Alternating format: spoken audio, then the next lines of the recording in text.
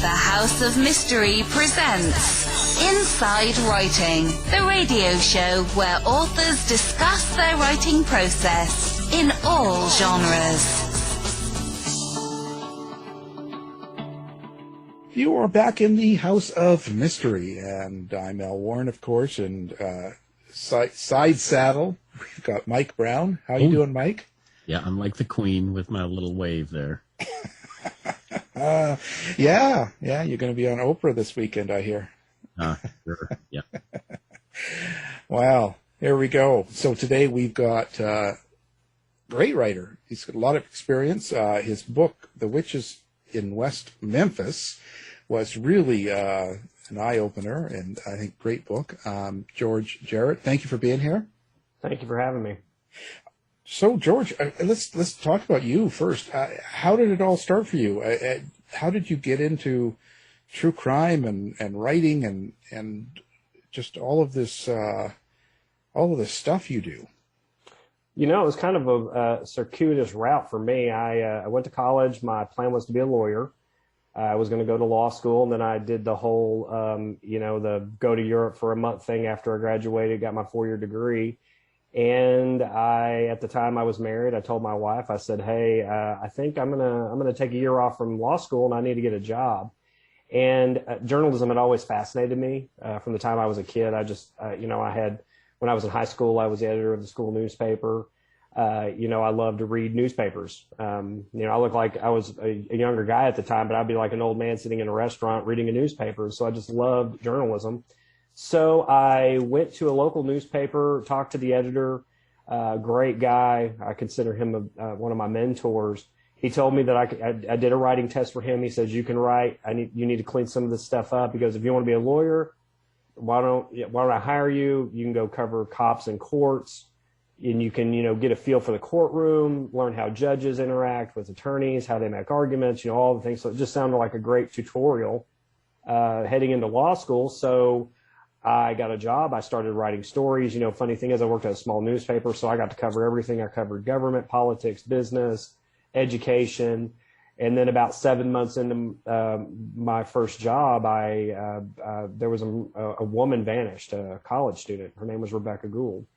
And a week later, they found her body. I was out there when they found her. And I was actually the one that ended up telling her father, who's a prominent dentist, that they had found her body. And so for 16 years, her case was unsolved. And then actually just a couple of months ago, finally, they arrested a guy in Eugene, Oregon. He actually was living in the Philippines. I guess he owned a plantation there. But he was the first cousin of this girl's sort of boyfriend at the time. And he has been charged with capital murder. So for 16, 17 years, I had written about that case, followed it. And so that's kind of how I got my start. That case in recent years has gotten very, I want to say nationally known. Dr. Oz did about an hour show on it a couple of years ago. And then the Hell and Gone podcast with Catherine Townsend from the Discovery Channel. She had put together an 8-part podcast on that case, and I helped her with that. So that's kind of how I got my start. Well, it's interesting, but journalism's changed a lot, and you're in that period where all the change seems to be happening quite rapidly. How do you feel about doing reporting now as compared to just when you started?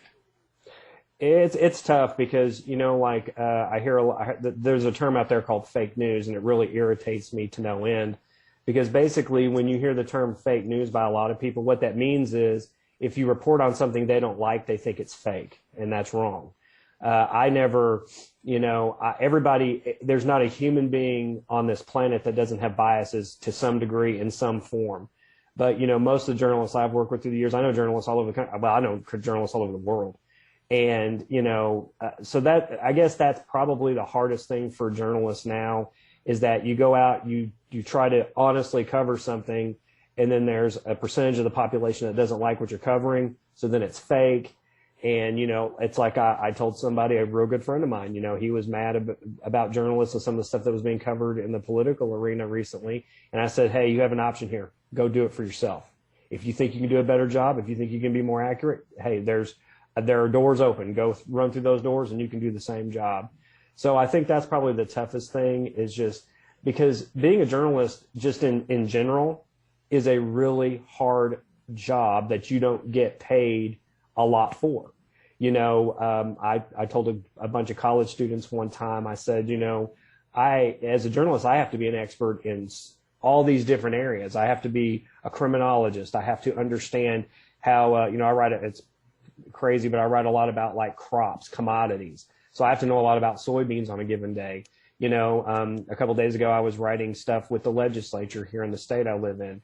So, I'm sitting there going through bills and stuff like that, spending hours and hours doing the research. So kind of when you're done at the end of that process, you don't want to hear that maybe what you're reporting is fake when to the best of your knowledge and abilities, it's not.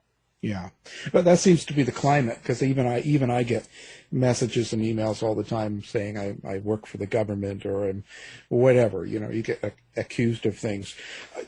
So that really makes the job a lot more difficult, don't you think? Because as soon as you write something, there's an attack towards you without even really. It's really not about what you wrote. It's just more about the subject and whose side you're on, they might think, or something like that.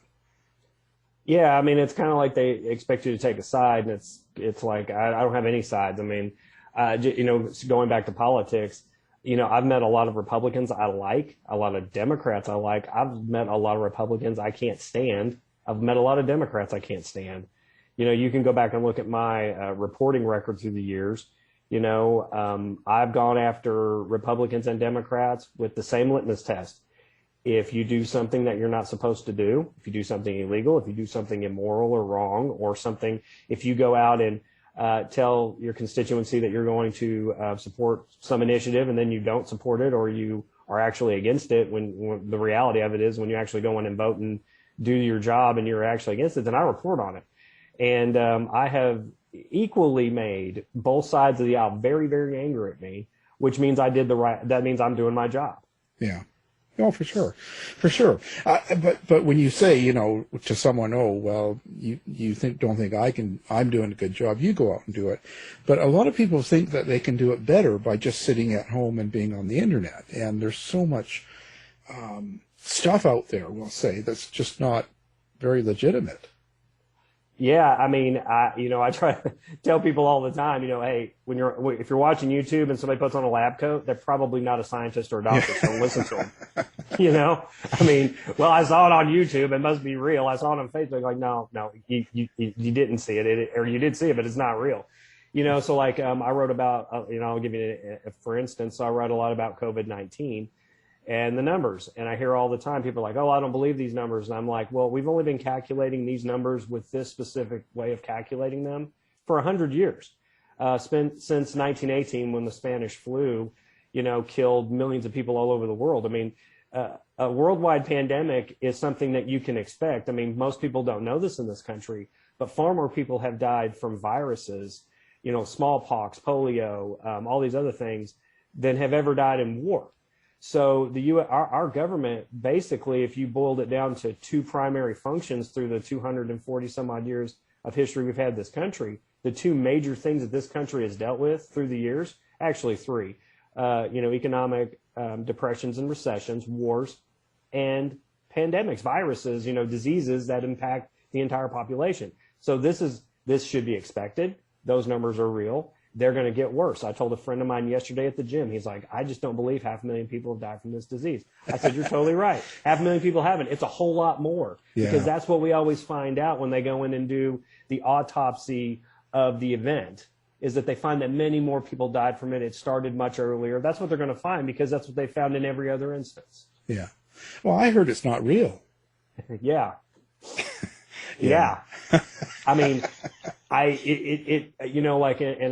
have one of my best friends. He has an older brother who's just a couple of years older than me. My friend was he doesn't believe in it. He says, I don't think that this is real. His own brother died from it. Yeah. And I've got the text messages from his brother, or not, as he was texting me as his brother was dying in the hospital. And I'm like, this is real. I mean, I understand that there's a whole lot of people who may not get very violently ill or die from this, but there's a lot of people. I mean, people don't understand. Right now, we've lost 500,000 people to this disease. that impacts the economy. I mean, people don't understand, when you take 500,000 people out of a population, that has severe impacts for everyone involved. It's not just the health risk involved. There's a lot of things, and these things will always play out. And all you have to do is pick up a history book. I read a book called Pandemic 1918 by Catherine Arnold. Actually, ironically enough, I was reading that book at the end of February because I started hearing a little bit about COVID in China. And so I was like, this would be a good time to read that book. Everything in that book, I told everybody exactly what would happen, the masking, the social distancing, because that's what they did 100 years ago. Before they could even identify a virus under a microscope, scientists still knew how viruses worked. Yeah. Well, it's really sad, but it's really sad to see people go through that. I mean, I lost a co-host to Alex Jones because he was kind of going. People can be very smart and still jump into this rabbit hole and still follow it through and really believe it. And I don't want to compare these two things, but there is a mentality, like, people don't realize this, like in Nazi Germany, what the Nazis did when they appointed like commanders to their like Einsatzgruppen groups that would go through the like through Russia, Poland, places like that, and they would go in and they would exterminate these Jewish populations in these little villages and towns.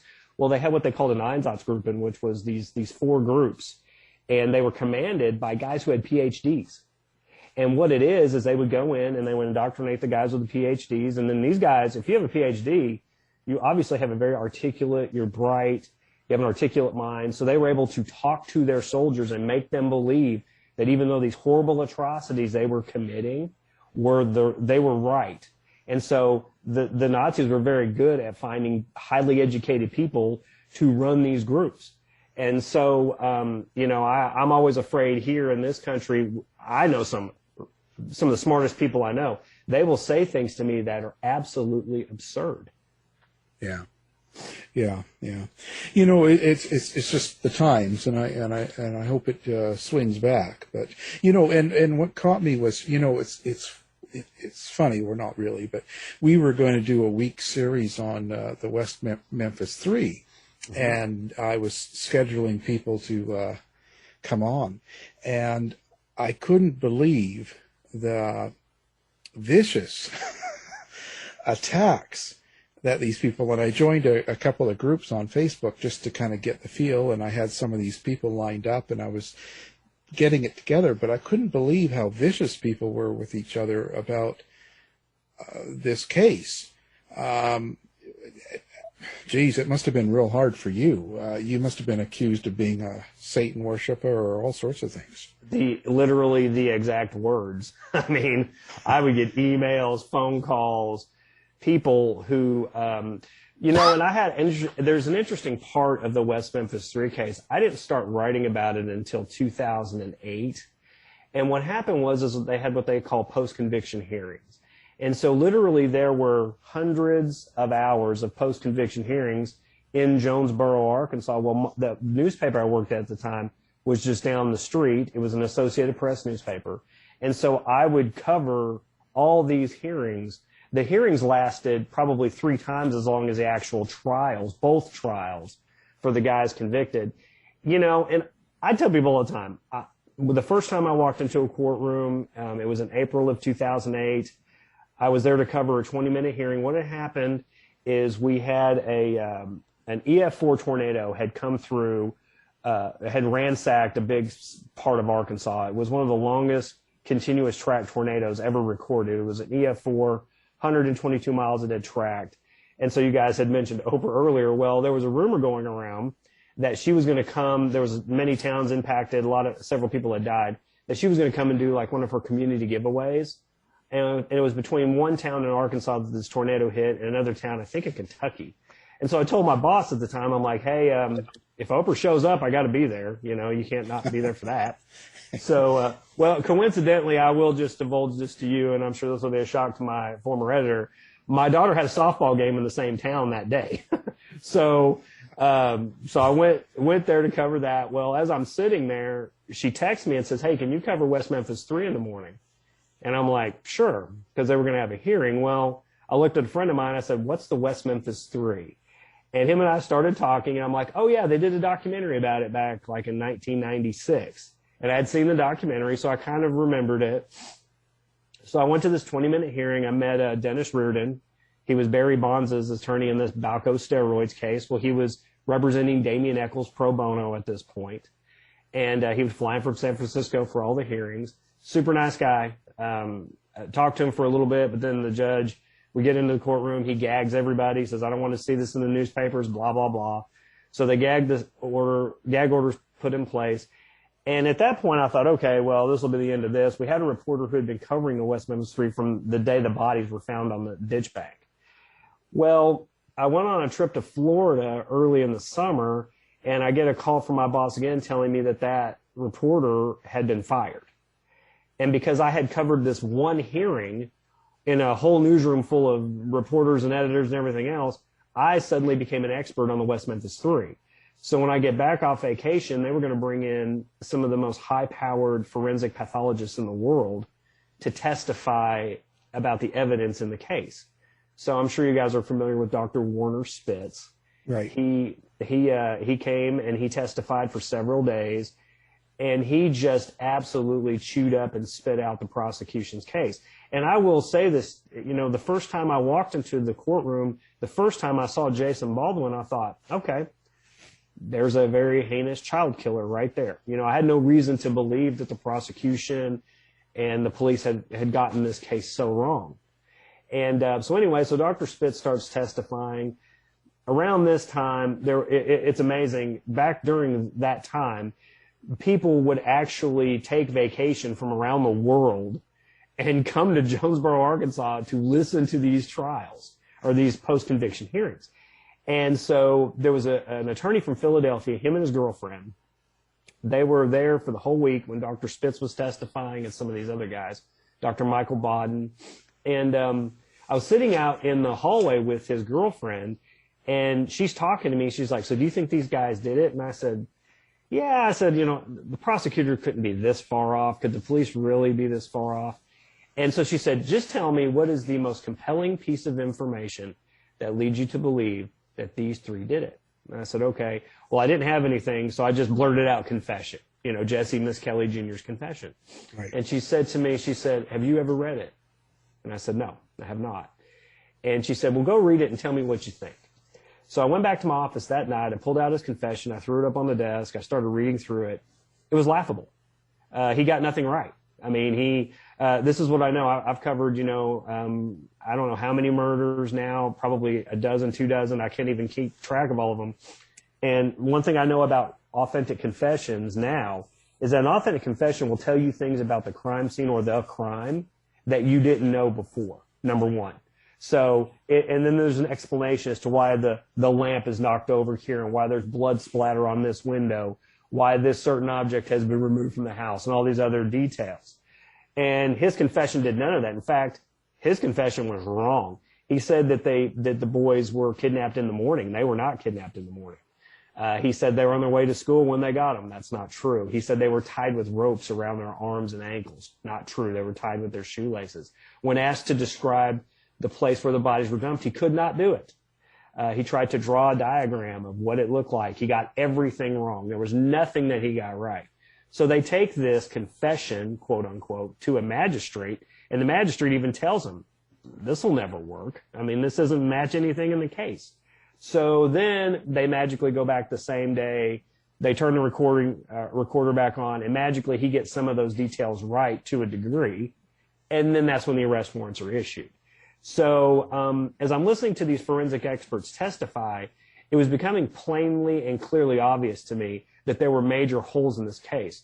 For instance, they said that Jason Baldwin took this big Rambo-style knife, and it was in the courtroom, and that he took it and that he emasculated Christopher Byers. Well, here's the problem, and I don't mean to be too graphic, but his genitals were skinned. They were not cut off, if that makes sense. So if you've ever seen, and they call it a Rambo-style knife, I'm sure you guys have seen it. Oh, I have one. yeah, you have one. Okay, so there you go, right? So, and I, at the time, and this is ironic, my son was probably around 8, 9 years old when this was going on in the courtroom. He might have been 10. But I'm sitting there looking at that knife, and I know I know the anatomy of an 8 to 9 year old boy. Right. And I'm sitting there going, you're telling me that you took that knife and you surgically removed the skin from his genitals and his penis. And then you took that same knife and you scraped his skin. Because here's the thing. I don't know if you guys are aware of this or not, but among all 3 of those boys' bodies, did you know that there was not one bone-piercing injury? No, actually, I don't. Not one knife thrust. So you have this knife, you're raping and torturing these kids, and you have this 9-inch long knife, and there's not one wound on any of the bodies, a flesh wound where you stabbed them with the knife. Not buying it. Yeah. Yeah. Well, why was there, what do you think it was that drove the police to hold on to this so hard, and the prosecutor? Well, there was a term, satanic panic. I know you guys have heard that many times. Yeah. And, this is what I tried to describe about West Memphis, and I'm not trying to besmirch anybody. But basically in North America, there are, we've got a major highway that runs from Canada down to Mexico, 55. And then actually, if you really want to look at it, it runs all the way to the Antarctica. It runs all the way down through South America too. And then you've got highway Interstate 40 that runs from the West Coast to the East Coast. There is one place on the map where these 2 major highways intersect, and it's West Memphis, Arkansas. And why that's important is that all goods that are moved by truck are moved north, south, east, west. And that includes, furniture, groceries, whatever. Well, that also includes drugs, because drugs are moved on trucks for the most part. So if you're a drug kingpin, there's certain places on the map that you kind of want to have some control. And West Memphis, Arkansas would be one of those places. And they've had a lot of trouble over there. They'll bust a truck, they'll find, cash and drugs and all sorts of stuff in there. And then magically the cash and the drugs just vanish. They don't know where it went. And so the FBI's had to do, several investigations over there. So the police department there, when this whole thing went down, they didn't want a bunch of other agencies coming in and starting an investigating. You know what I mean? So they wanted to keep this insular. They didn't let the state police in. They didn't ask for the FBI to help them. And so they developed a theory pretty quickly that it was that somehow this was an occult killing.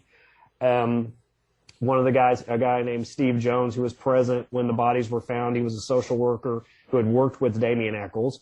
He made the comment. He said, I guarantee you Damien Echols had something to do with this. Now, it's very important to recognize what he said there, because here's the thing. If I commit a crime, let's say I kill someone, well, there's only a couple of ways you can immediately prove I did it, right? If I confess, I go to the police station and say, I killed so-and-so and this is how I did it. Okay, then I'm a prime suspect. Let's say 3 people see me do it and they go to the police station and say, hey, George killed so-and-so and this is how we did it. Okay, then I'm immediately a suspect. Or let's say the police come to the crime scene and they see a cacophony of evidence that points towards me. My driver's license is there for some reason. It's my gun. People saw my truck or car or whatever there at this scene. Okay, so if you have one of those 3 instances, then you would hone in on me pretty quickly. Now, if you don't have that, then you have to do police work. You have to collect evidence. You got to talk to witnesses. That's a process, and it takes time. Within 24 hours of these 3 bodies being found, Damien Echols had already been interviewed. And none of those first 3 scenarios were in play when he was interviewed. So that tells you from the beginning that the police were honing in on him, and they were trying to cater they weren't letting the evidence take them to the place. They were trying to put Echols in the place, if that makes sense. Yeah, I just, why did so many of them, and still to this day, believe that it was some sort of satanic worship? It's kind of one of those things, when you buy into an argument, any phase of life, for any level, when you've bought into an argument about something, you just can't let it go. I mean, no matter the level of evidence that's presented to you, no matter, what was it? I'm probably going to screw this up. What's that old Mark Twain saying? It's easier to tell somebody a lie than convince them of the truth. Yeah. So they got convinced about a lie, which it was. It was a total and 100% lie. Those boys were not sacrificed in a satanic or occult ceremony. And so they believed it. Here's the thing. We have a vast swath of our population who loves the macabre.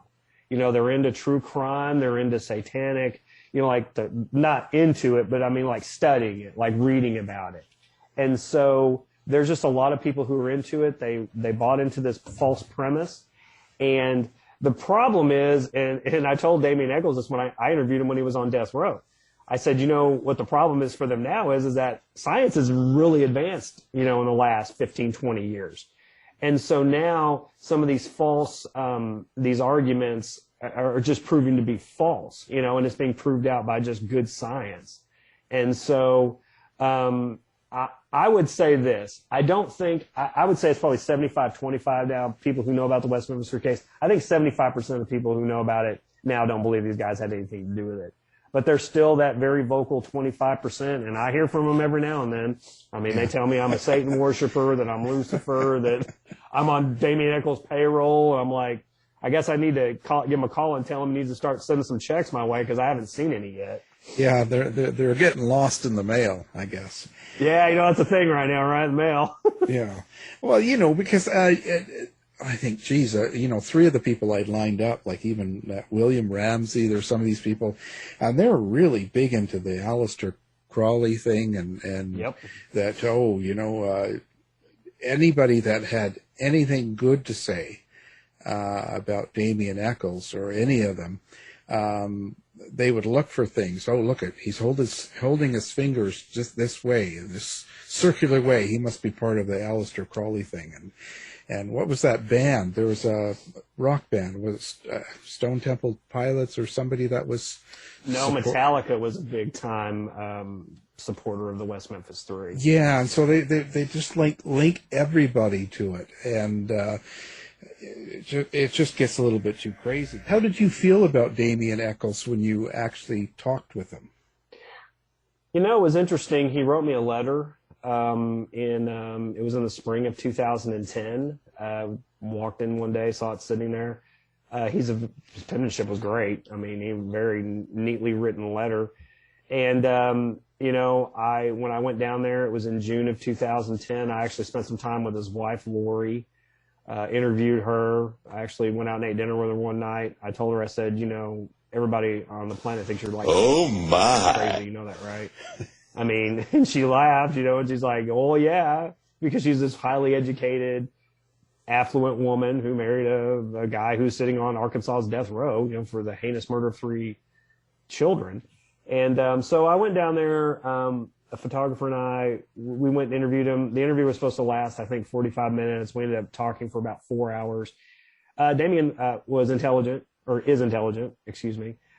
He was an intelligent guy, very articulate, very forthcoming, very honest. He knew the mistakes he had made, as far as, lampooning to the families of the victims. He knew that was a horrible mistake, but he was a kid or a teenager, 18-year-old old or whatever. The thing I always tell people, we think about the West Memphis Three as like a unit, but in actuality, there are 3 different people. And they're 3 different people from a legal perspective as well. And one thing that Damien told me when I was there is he wanted every bit of evidence DNA tested. He goes, test it all. And that was interesting to me because, and I know that an attorney had to talk to, I know he'll never admit it, and an attorney will never say it, but an attorney had to pull him into a room at some point when this whole process is going on and had to have said to him, okay, listen, if they test DNA tests for everything and they don't find your DNA, you're fine. They don't find Jason's DNA, you're fine. But what if just by happenstance they found Jesse's DNA? Now that doesn't convict you in a court of law, but you know where it will convict you? In the court of public opinion.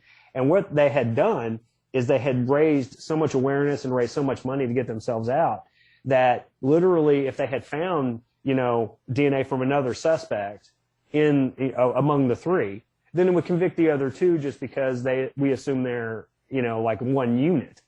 So they took a risk. I mean, it was a very strategic risk, and they never They never faltered one time. Every time there was a test available, they said, test it. Test it all.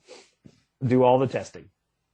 Yeah, pretty interesting. Yeah, who do you think did it, or do you? Do you have like an opinion? There's a few other people that have come up and they sort of suggest it in some of the documentaries. What's your thoughts? Yeah. Of course, the most famous documentaries about this case, Paradise Lost, with Joe Berlinger and Bruce Sinofsky.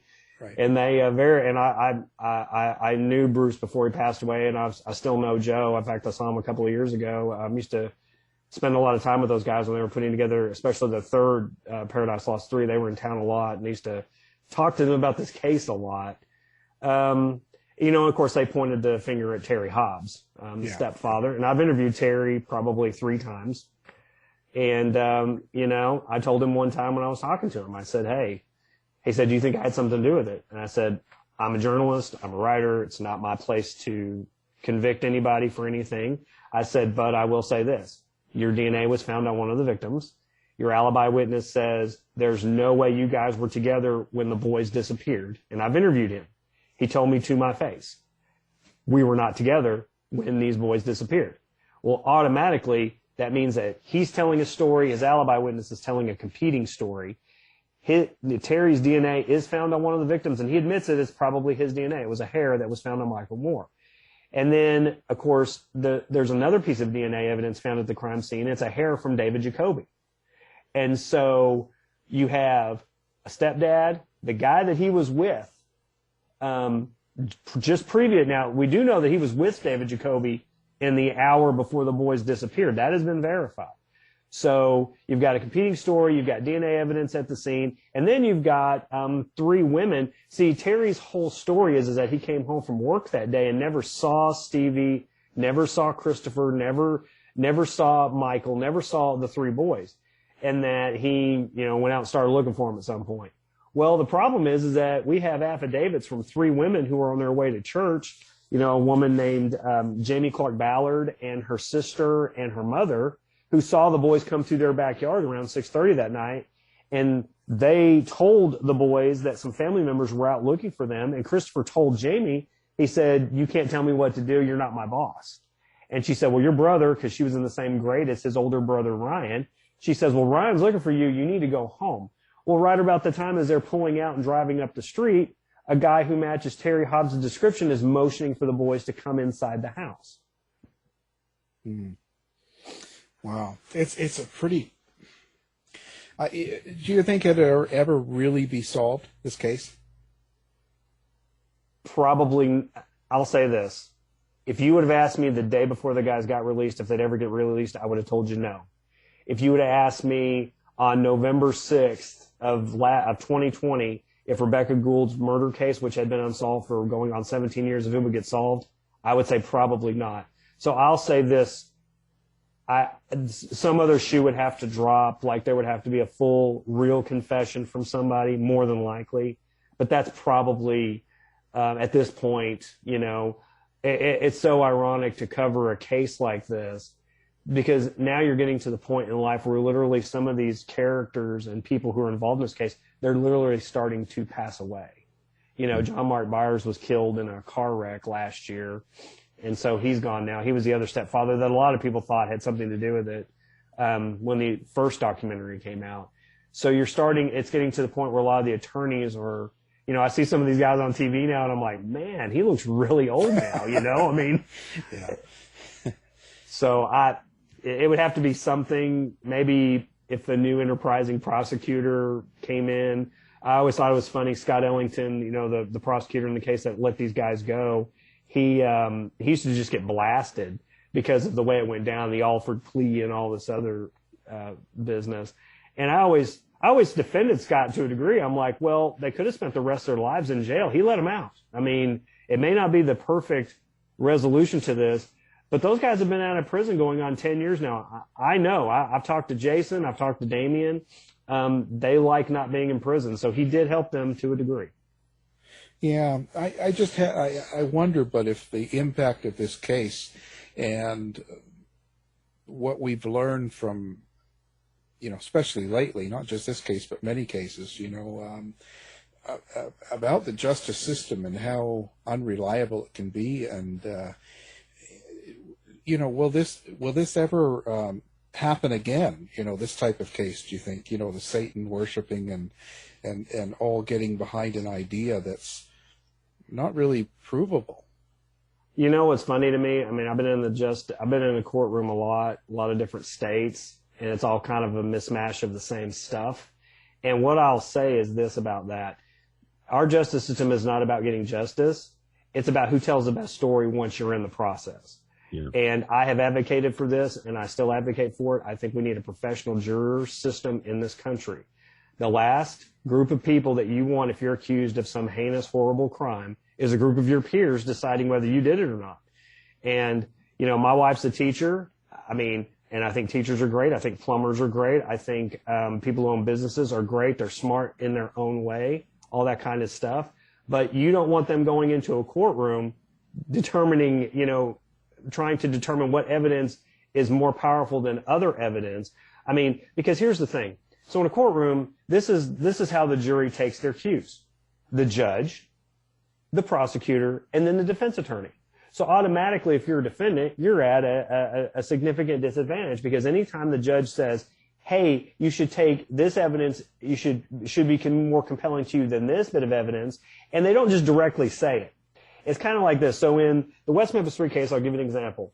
There was a sociologist. He's considered one of the top sociologists in the world. And he believed from the beginning, he works at, I believe it, he teaches at Stanford.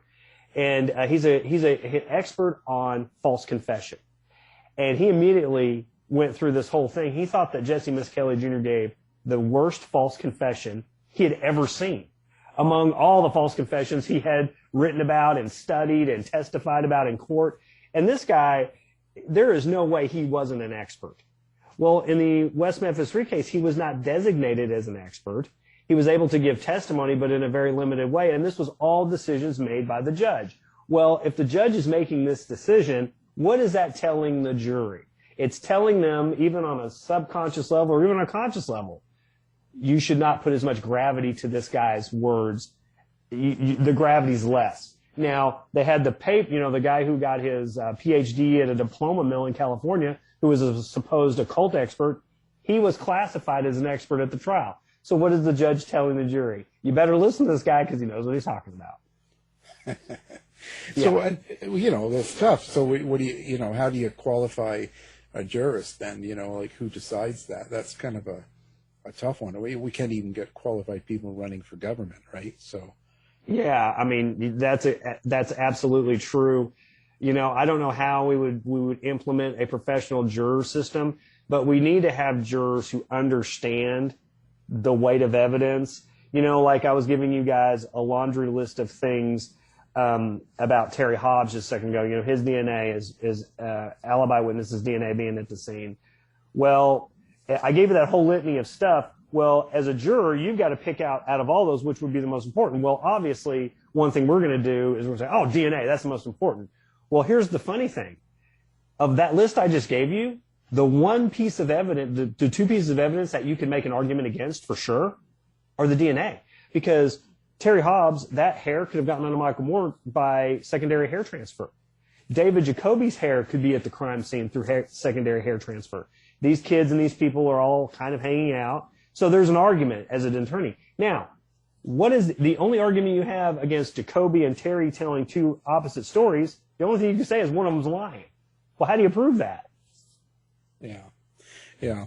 Well, but I think this case, to me, points out policing, law enforcement, and they're only human. And if they have an opinion of someone, like they did of Echols, so if Terry Hobbs was in the same place or in a place where police didn't like him for whatever the reason, he could have been the one they chose.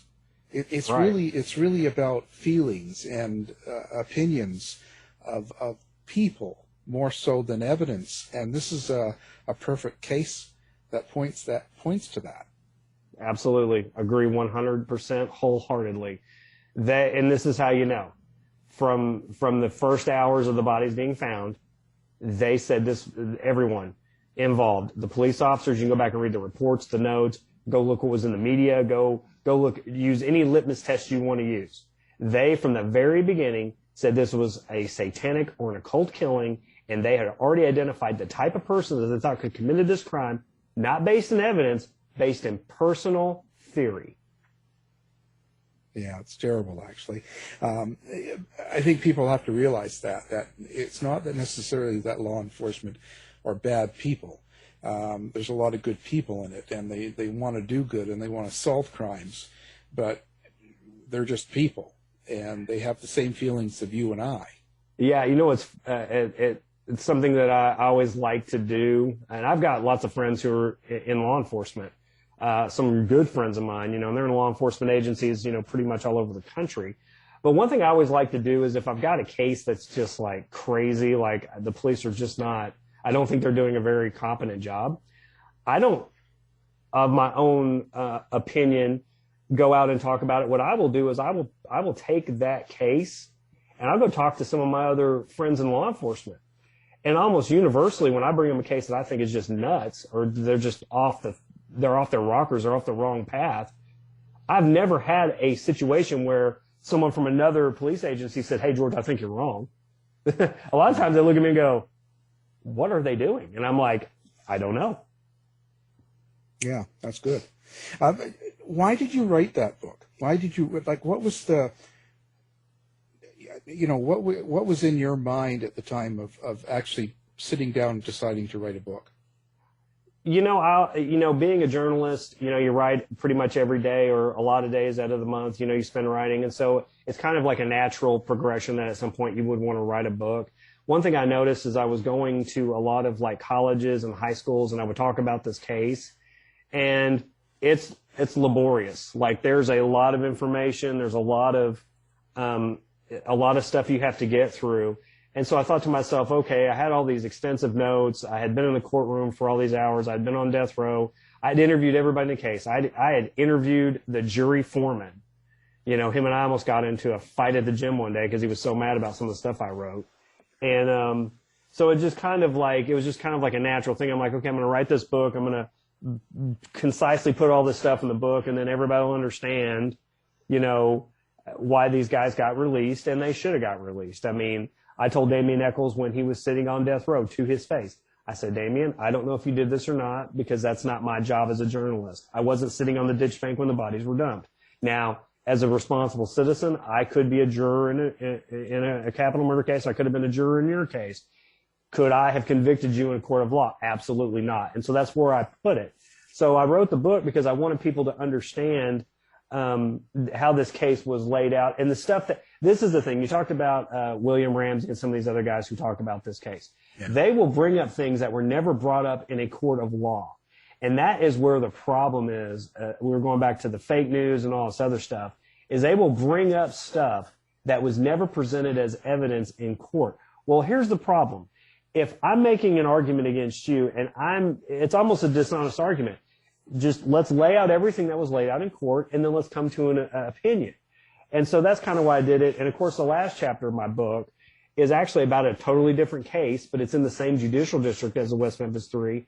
2 days or 2 years, almost to the day after these guys got released, there was a guy named Christopher Sowell, a 17-year-old, who got charged with murdering an 11-year-old girl less than probably 40 miles from where the three boys were found in West Memphis. And he spent 8 months in jail.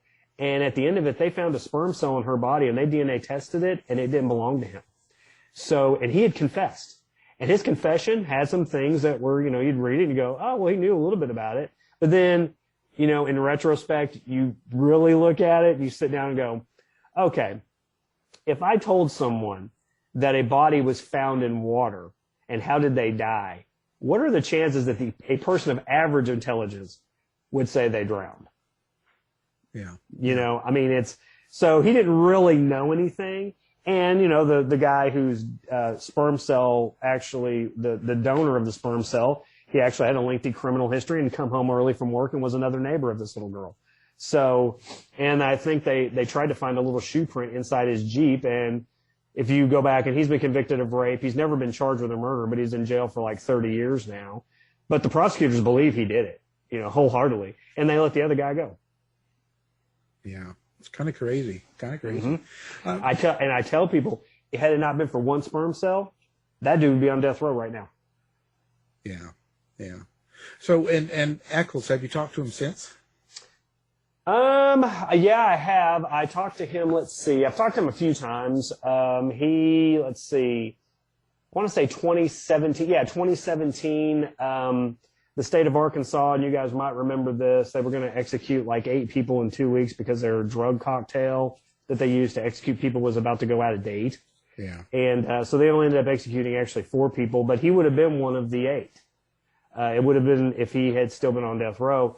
Well, I was at the Capitol in Little Rock. They were having a rally to try to stop these executions. And as I'm standing there, I look over underneath a tree next to the steps, and there are thousands of people at this thing, media from all over the world. And I look over, and I see Damien Echols standing there with Johnny Depp. And so I just walk right over to him and start talking to him. And I told him, I said, man, I haven't seen you in a while. And he goes, I don't make it back to Arkansas very much. And so anyway, we sat down. We had a long talk. Of course, as soon as I went over there, within a couple of minutes, a lot of the media, vultures, they just all run over there. And so I saw him then. And then I want to say in August of 2018, maybe, like on the anniversary of their getting out, I contacted him and his wife, and they did a story with me. But I haven't contacted them in probably a couple of years. Yeah. I just wonder if life can really get back to somewhat normal after such a big event.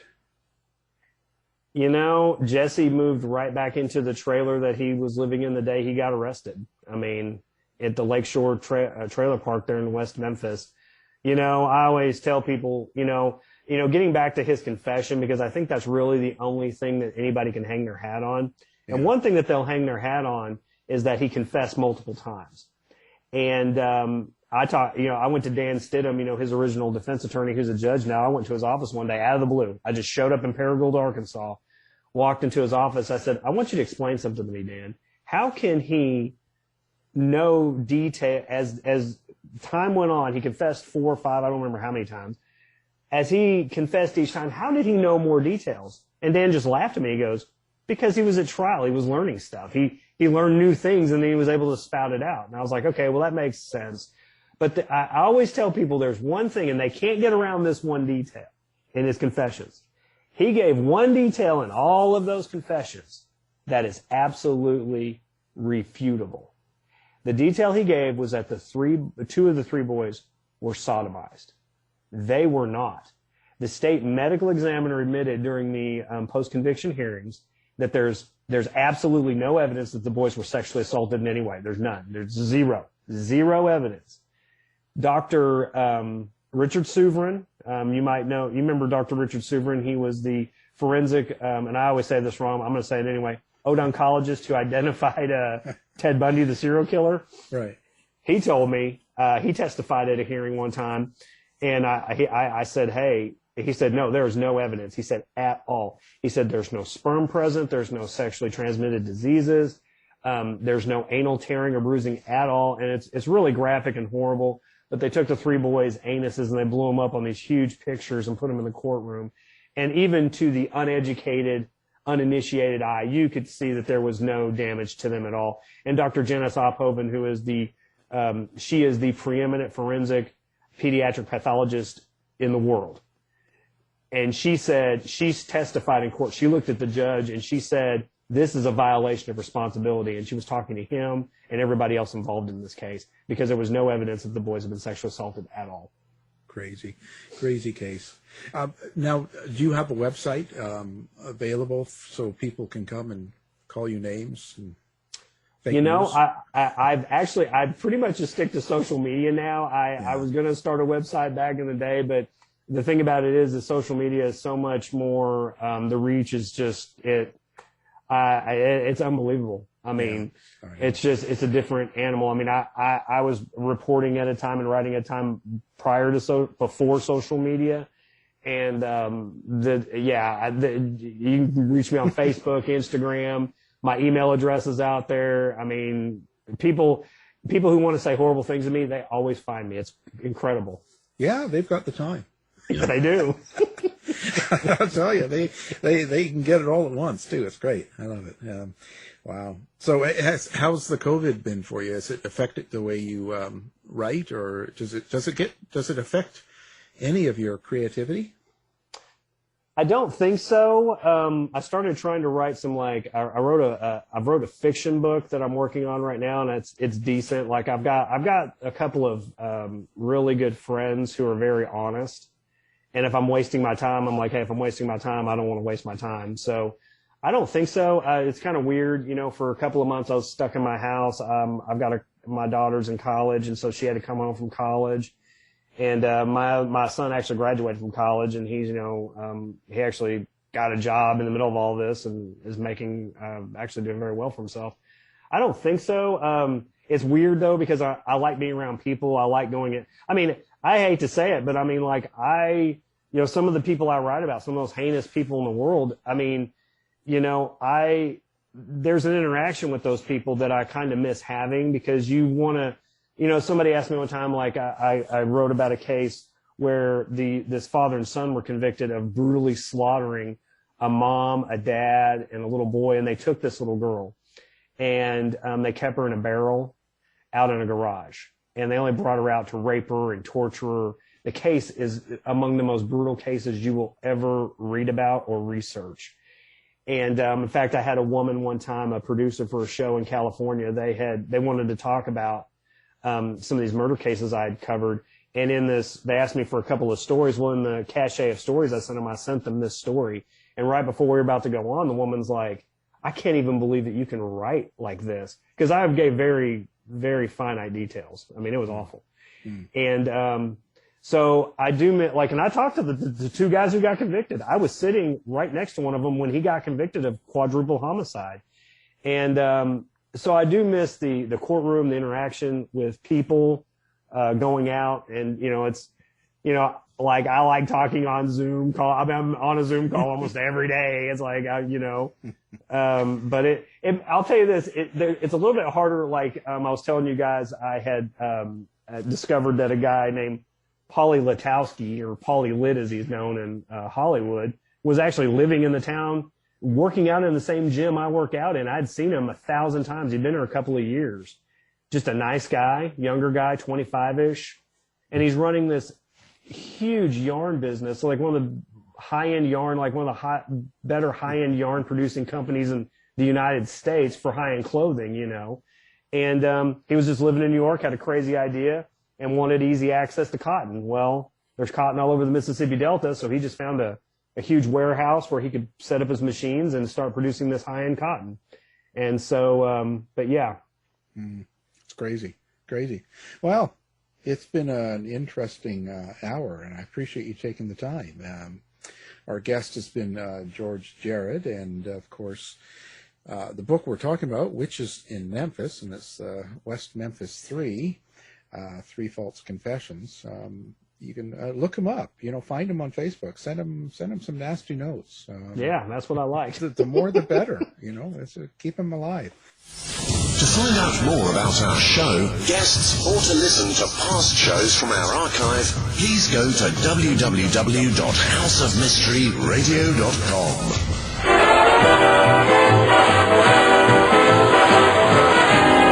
The mission has been completed. The end! By George, he's got it! It is the end! I'll see you. If you're lying to me, I'll be back. This has been a production of Something Weird Media.